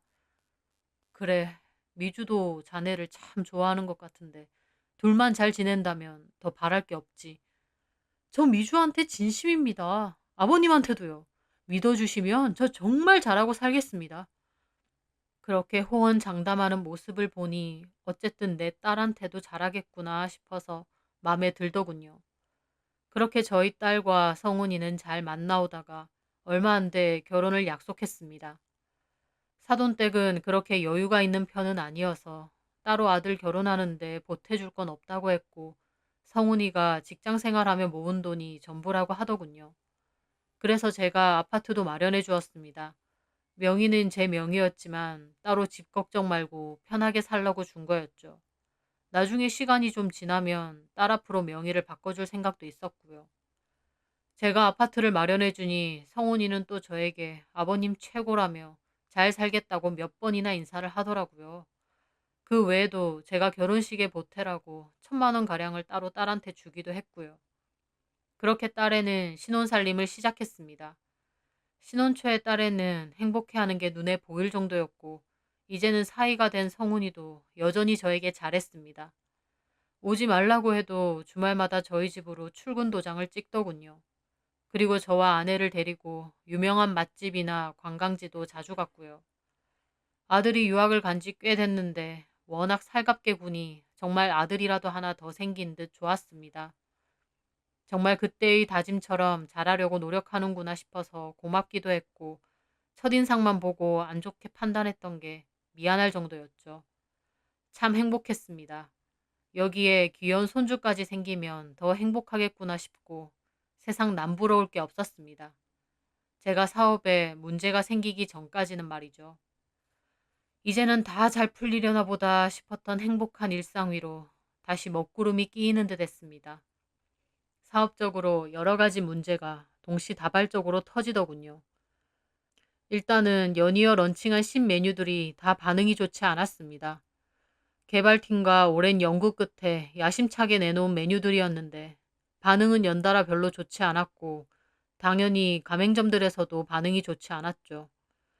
거기다가 여태까지 아무 문제 없었던 재료 수급 업체에도 문제가 생기면서 급하게 원재료를 바꿔야 했는데 그 후 음식 질이 떨어졌다며 반응이 안 좋아졌습니다. 무엇보다 밀키트 제품으로도 저희 제품을 출시하려고 새로운 사업을 시작했는데 원재료 문제에 관한 이슈가 터지면서 사업 자체가 물 건너갈 지경이 된 것입니다. 기존의 음식을 간편하게 만들어야 하는 밀키트 형식을 구현시키기 위해 많은 노력과 시간, 자본이 들어갔는데 사업 자체가 불투명해진 것이었죠. 이런저런 일이 겹치면서 저도 문제를 해결하려고 다방면으로 노력을 했습니다. 원재료 납품처를 다시 바꾸고 문제에 대한 부분은 해명하려 적극 노력했죠. 그럼에도 가맹점들의 항의와 계약 해지 요구 때문에 힘든 나날들이었습니다. 그런데 저를 더 힘들게 한 건 그맘때쯤 180도 바뀐 사위의 태도였습니다. 초반엔 저를 걱정하면서 잘 해결하실 수 있을 거라고 위로해주던 사위. 그런데 시간이 지나면서 점차 연락과 발길을 눈에 띄게 끊기 시작하더군요. 그렇게 문턱이 닳도록 저희 집에 드나들 땐 언제고 어느 순간부턴 딸만 저희 집에 오더라고요. 하루는 너무 과로를 해서 피곤한 탓에 누워있는데 딸이 걱정이 된다며 제가 좋아하는 과일을 사들고 왔습니다. 아빠, 너무 무리하지 마시고 좀 쉬면서 일하세요. 아빠 쓰러지실까봐 그게 더 걱정이에요. 저는 괜찮다고 말했습니다. 그러면서 물어봤죠. 근데 차서방은? 오늘 주말이라 출근도 안 하잖아. 제 말에 딸은 머뭇거리더라고요. 안 온다 그랬나 보네. 차서방도 바빠서요. 그래, 바쁜 건 알지. 하지만 저는 못내 섭섭하더라고요. 그전에는 오지 말라고 해도 부득불 찾아올 땐 언제고 이렇게 발길을 끊었다는 게요. 결혼 초에는 저하고 술 친구도 하고 같이 사우나도 많이 갔는데 공교롭게도 제 사업이 힘들어지면서부턴 코빼기도 안 보이는 겁니다. 여태까진 안 바쁘다가 제가 상황이 안 좋아지니 갑자기 회사 일이 많아지고 바빠진 모양이더라고요. 그렇게 되니 저도 괘씸한 생각이 들었습니다. 그전엔 콩고물이라도 얻어먹으려고 문지방 닳도록 드나들다가 이제는 사업적으로 휘청거리고 문제가 많아지니 바로 돌변하나 싶고요. 물론 딸애가 속상해할까봐 그런 말이나 내색은 안 했지만요. 사실 저한테 하는 건 큰 문제가 아니었습니다. 딸애하고만 잘 살아준다면 처갓집 안 오는 것 정도야 뭐가 문제겠습니까? 그런데 정말 화가 나는 건 이 사위놈이 점차 저희 딸한테도 함부로 대하기 시작한 것이었습니다. 딸은 아기를 가졌다가 몸이 약한 탓에 초기에 유산을 했었거든요. 그 일로 제가 아기 가지려면 일하지 말고 집에서 쉬는 게 어떻겠느냐 제안했고 사이도 좋다고 해서 딸은 일을 그만두고 집에 있는 상태였습니다. 그러면서 저희 집에 자주 놀러 오게 됐는데 초반엔 저도 회사 일로 바쁘다 보니 몰랐는데 나중엔 아내가 그러더군요. 미주가 오늘 밥 먹다가 울었다고요. 저는 깜짝 놀라 물었습니다. 그게 무슨 말이야? 미주가 왜? 무슨 일 있어? 실은 당신도 요새 회사 일 때문에 정신없고 미주도 말하지 말래서 한 말 안 했는데 차서방하고 사이가 삐걱된 지 꽤 된 모양이야. 차서방하고? 음, 차서방이 밖으로 너무 나돌고 미주 일 그만둔 것까지 뭐라고 하는 모양이야. 저는 화가 나더라고요. 제가 제안은 했지만 사이도 좋다고 했던 일이었습니다. 아니, 그걸 왜 미주한테 뭐라고 해? 사돈 어른들도 애기 빨리 가지라고 했다면서. 그땐 그랬지. 근데 이제 와선 어떻게 애도 제대로 못 가지고 있냐고 하고. 그딴 소리를 했다고? 그것뿐만 아니야. 완전 사기 결혼이랬다나 뭐라나. 저는 너무 화가 나서 벌컥 소리까지 질렀습니다. 사기 결혼? 무슨 사기 결혼? 지한테 받은 것도 하나 없는데 무슨 사기 결혼이란 말이야? 집 좀 잘 사는 줄 알았는데 이제 와서 보니 망하기 직전 아니냐 그거지. 술 먹고 와서 그러더래. 이 자식이 진짜 기가 막히더군요. 제 앞에선 입안에 혀처럼 굴면서 좋은 소리만 해댈 땐 언제고 제 사업이 어려워지자마자 저희 딸애에게 막말을 하고 막 대한다는 것이요. 차서방 그렇게 안 봤는데 참나. 언제부터 그랬대? 좀 됐어요. 미주가 처음엔 말 안 하고 차서방도 요새 스트레스가 많아서 예민한 것 같다고만 했는데 오늘은 밥 먹다가 울더라고. 스트레스가 심했나 보네. 사람이 완전 바뀐 것 같다고. 자기한테 뭐라고 하는 건 괜찮은데 엄마 아빠까지 안 좋게 말하니 너무 속상하다고. 저는 너무 기가 막혔습니다. 하지만 아내가 저보고 그냥 알고만 있으라고 말리더군요. 행여나 미주가 못 참고 이혼할 수도 있으니 그때 놀라지 말라고 미리 말해주는 거라면서요. 제가 회사 일로 정신이 없는데 이 일까지 너무 골머리 썩진 말라고 하며 일단은 좀 두고 보자고 했습니다. 저는 태도를 확 바꾼 사이가 너무 괘씸했지만 신경 쓸 일이 너무 많고 또 한편으론 뭔가 오해가 있진 않을까라는 생각도 있었습니다. 하지만 아니었습니다. 사위놈은 제 생각보다 더 쓰레기 인간이더군요. 그때쯤 제 생일이 있었습니다. 딸만 케이크를 사들고 저를 찾아왔고 사위는 코빼기도 보이지 않더라고요. 차서방은 몸이 좀 안 좋다고 어제 과음했다고. 나 참. 장인 생일이든 말든 아예 대놓고 쌩까더라고요. 저한테 전화 한 통, 문자 한 통 없고요. 그런데 딸애가 생신 용돈이라며 돈 봉투를 내밀더라고요. 안에는 30만 원이 들어있고요.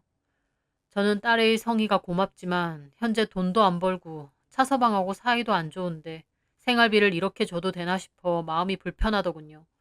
그래서 괜찮다고 했는데 딸애는 급구 받으라고 했습니다. 그렇게 골치 아픈 회사 일을 잊고 오랜만에 가족과 맛있는 식사도 하고 대화도 도란도란하며 즐거운 시간을 가졌습니다. 딸애는 하룻밤 자고 간다고 아내랑 자겠다고 하더군요. 그런데 제가 그날 밤 목이 말라서 나왔다가 아내와 딸애가 하는 대화를 듣게 되었습니다. 뭐라고? 정말? 딴 여자까지 만난다고? 음, 이혼해야 되나 싶어. 내가 그 여자랑 통화한 거 다 들었거든. 연락하는 것도 봤고. 보통 사이가 아닌 것 같더라고. 막 곧 이혼할 거네, 어쩌네 하면서. 근데 내가 따지니까 잡아떼면서 소설 쓰지 말라 그러고. 차서방 이거 진짜 못 쓸 인간이네. 나도 그런 인간인 줄 몰랐어. 나한테 한없이 잘하고 엄마 아빠한테도 잘하길래 다정하고 좋은 사람인 줄 알았지. 게다가 오늘 아빠한테 드린 돈 봉투. 음, 내가 지금 돈을 안 버니까 차서방이 생활비만 따로 조금 주거든. 그걸로 생활하는데 너무 빠듯하거든. 그래서 내가 며칠 전에 아빠 생신이니까 작은 금액이라도 용돈이라도 드리고 싶다고 하면서 생활비에서 돈을 뽑아서 화장대 위에 올려놨거든. 오늘 들고 가려고. 그랬더니 오늘 아침에 돈도 안 벌면서 쓸궁리만 하냐고 갑자기 소리를 지르더니 그 돈 봉투를 나한테 집어 던지는 거야. 뭐야? 내가 뭐 하는 짓이냐니까 돈 없으면 무시 좀 당해도 된대. 내가 얼마나 기가 막힌지. 저 인간하고 도저히 못 살겠다 싶고. 근데 아빠한테 말하기 미안하기도 하고. 가뜩이나 아빠 사업 때문에 힘든데 나까지 걱정 얹어드리는 꼴이잖아. 저는 방 밖에서 그 소리를 듣는데 피가 거꾸로 솟는 것 같더라고요. 내 귀한 딸한테 막말하고 바람피는 데다 돈까지 집어던졌다니요. 저는 방문을 확 열어 제꼈고 딸애와 아내는 깜짝 놀랐습니다. 차서방 이 새끼가 진짜 그랬어? 아빠 들었어? 그래, 다 들었다. 너 그거 더 이상 참을 필요 없어. 쥐뿔도 없는 놈, 너한테 잘한다고 해서 그거 하나 믿고 결혼시켰더니 뭐가 어째? 이 새끼가 진짜. 여보, 흥분하지 마. 흥분 안 하게 생겼어? 감히 너한테 돈 봉투를 집어던져? 아파트 살게 해주고 결혼하는데 보태라고 따로 1,000만 원까지 줄 때는 넙적잘도 봤더니 내가 사정 어려워지자마자 이딴 식이야? 뭐 이런 쓰레기만도 못한 게 다 있어? 제가 씩씩대자 아내는 저를 말리고 딸애는 속상한지 눈물만 흘리더라고요. 저한테 미안하다면서요. 딸애가 우는 걸 보니 저도 더 가슴 아프고 화가 났습니다. 그날 뜬 눈으로 밤을 지새고 다음날 사위놈에게 전화해 당장 내 사무실로 찾아오라고 했습니다. 그런데 그 전에는 영업직이라는 걸 핑계 삼아 외근 간답시고 잘만 놀러 오던 놈이 이번엔 회사 일이 어쩌고 핑계대면서 안 오는 겁니다. 뺀질거리면서요. 저는 화를 꾹꾹 참으며 말했죠. 차서방, 좋은 말로 할 때 오게. 아니면 내가 자네 회사 찾아갈까? 아니 아버님, 무슨 회사를 찾아온다 그러세요. 무대뽀로 이러시면 안 되죠. 무슨 용건인지 모르겠지만 전화로 하시면 안 돼요? 직접 얼굴 보고 얘기해야겠네. 아, 알겠습니다. 좀 이따 갈게요. 하지만 사이놈은 1시간이나 지나서야 슬그머니 오더군요. 그 낯짝을 보니 참 기가 막혔습니다. 참 오랜만에 보네, 우리 사이를. 얼굴 보기가 참 힘들어. 아버님, 저 사회생활하는 사람입니다. 이렇게 근무 시간에 막 불러내고 그러시면 안 되죠. 제가 곤란해지잖아요. 그전엔 외근 핑계 대면서 툭 하면 내 사무실 놀러 오지 않았어?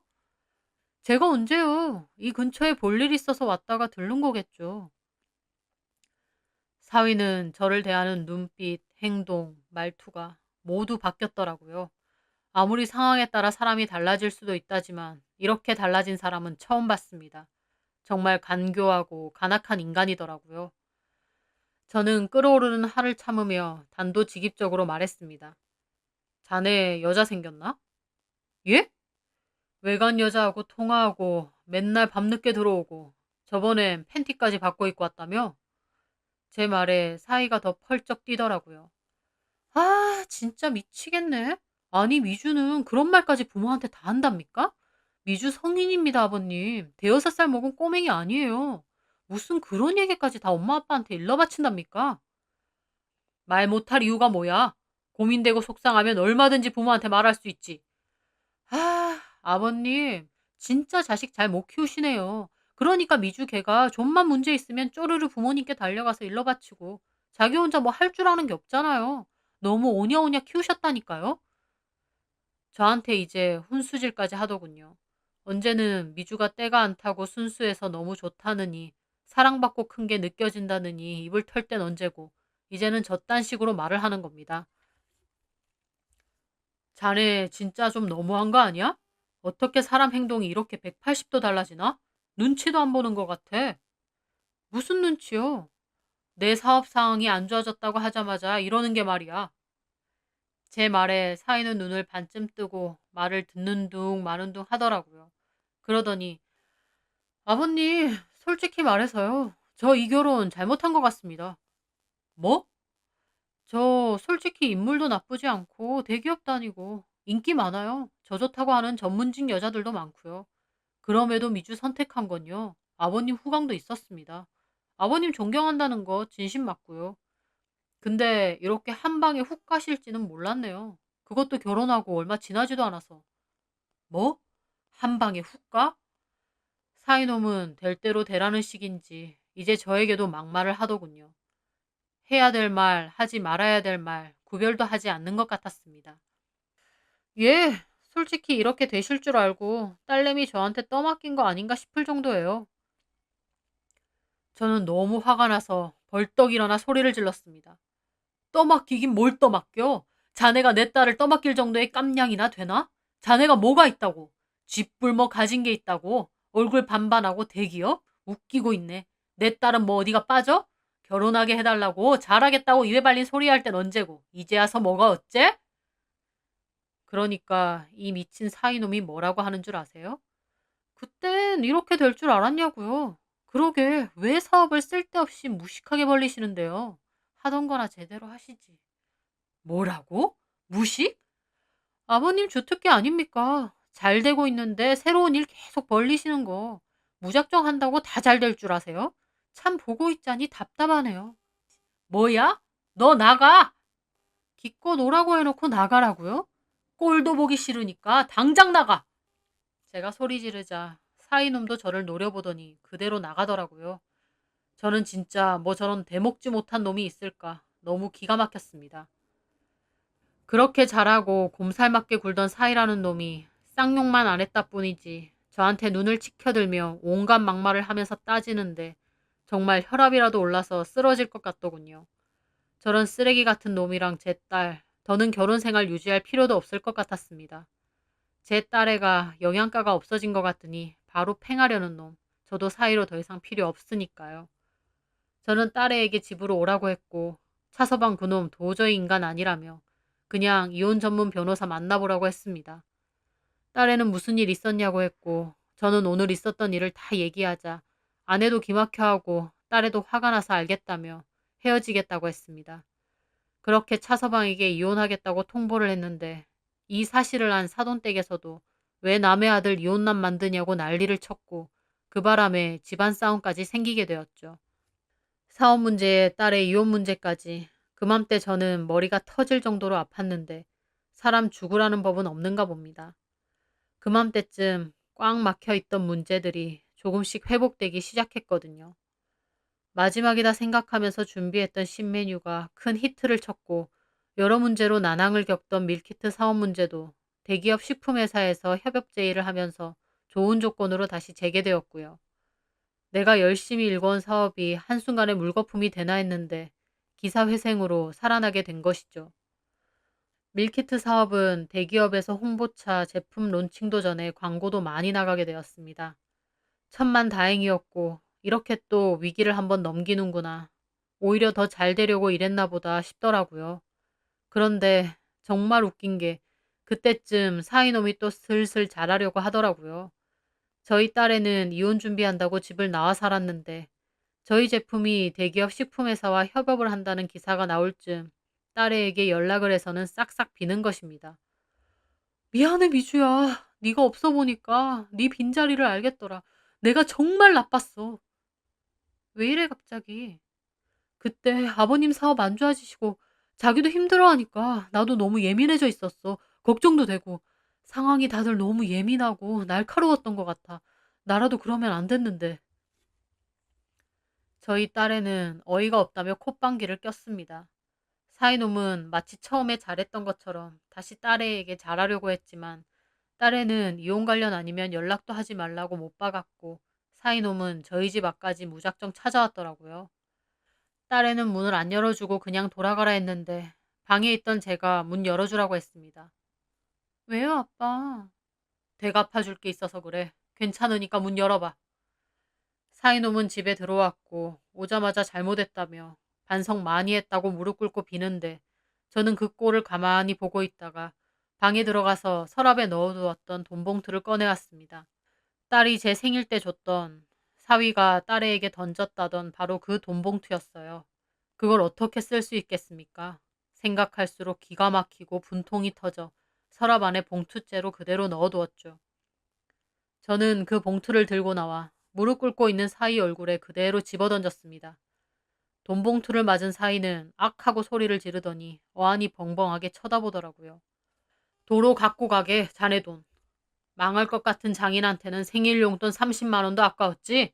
그래서 내가 안 썼어. 그대로 들고 가게. 아버님! 누가 자네 아버님이야? 돈 많을 땐 아버님이고 돈 없으면 무식하게 일만 벌리는 노인네가 되나? 돈 없으면 무시 좀 당해도 된다고?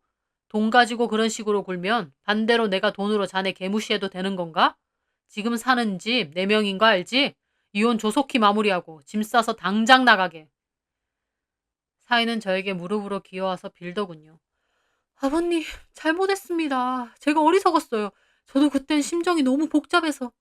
내 사업이고 망해도 내가 망하는데 자네 심정이 왜 복잡한데?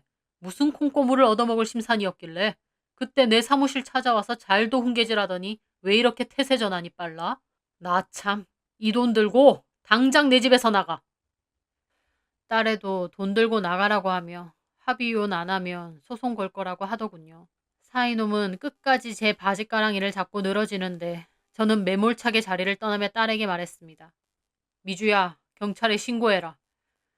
사이놈은 제 말에 너무 한다느니 어쩌느니 하더니 돈 봉투도 안 챙겨 들고 그대로 획 나가더라고요. 그 후 딸애는 이혼을 위해 상담을 받았는데 사이놈의 외도에 대한 증거를 모아둔 게 없어서 따로 위자료 소송을 걸긴 힘들 거라고 하더라고요. 저도 처음엔 위자료고 뭐고 그냥 갈라서는 거나 빨리 하라고 했습니다.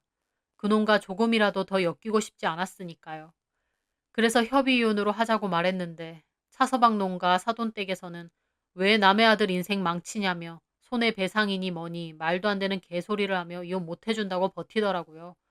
손해배상은 무슨, 지가 무슨 손해를 입었답니까? 제가 쓸데없는 소리 자꾸 하면 우리 쪽도 순순히 이혼하는 걸로 안 끝내고 어떻게든 외도 증거 다 잡아서 탈탈 털어줄 거고 회사에도 알리겠다고 했습니다. 그랬더니 협박하는 거냐며 도리어 난리치면서 자기 만나는 여자 없다고 뻔뻔히 나오더라고요. 너무 괘씸했던 저는 결국 사람을 써서 차서방 뒤를 좀 캐봤죠. 그리고 제 딸애가 눈치챘던 내연녀를 찾게 되었습니다.